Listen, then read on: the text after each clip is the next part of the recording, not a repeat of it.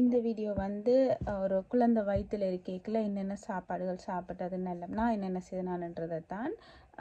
நான் வந்து கூட ஃபைனல் இயர் படித்து கொண்டிருந்ததால் நான் வந்து பழஞ்சோத்து தனி இருந்ததால் எனக்கு அந்த பழஞ்சோத்து தண்ணி வந்து ஒவ்வொரு நாளுமே குடித்தேன்னா அதோட வெள்ளார ஜூஸ். நான் அடுத்த வீடியோவில் எப்படி வெள்ளார ஜூஸ் இந்த ஸ்டைலுக்கு செய்தனானுண்டு.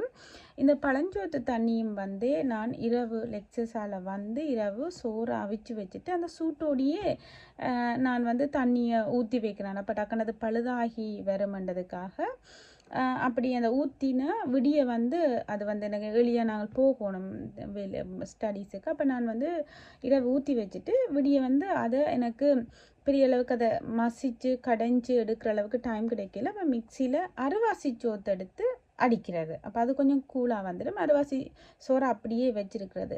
அதோட சின்ன வெங்காயங்கள் நிறைய வெட்டி போடுறது. அதோட வந்து கொஞ்சம் கொஞ்சம் பச்சை மிளகாயும் போடுறது.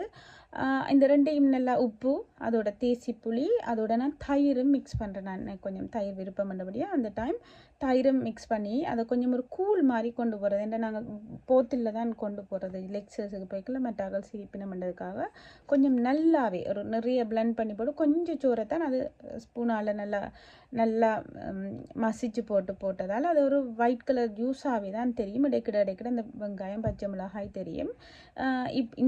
இதோட தயிரும் நான் மிக்ஸ் பண்ணி நல்ல ஒரு டெக்ஸ்சரில் கொண்டு போவேன்.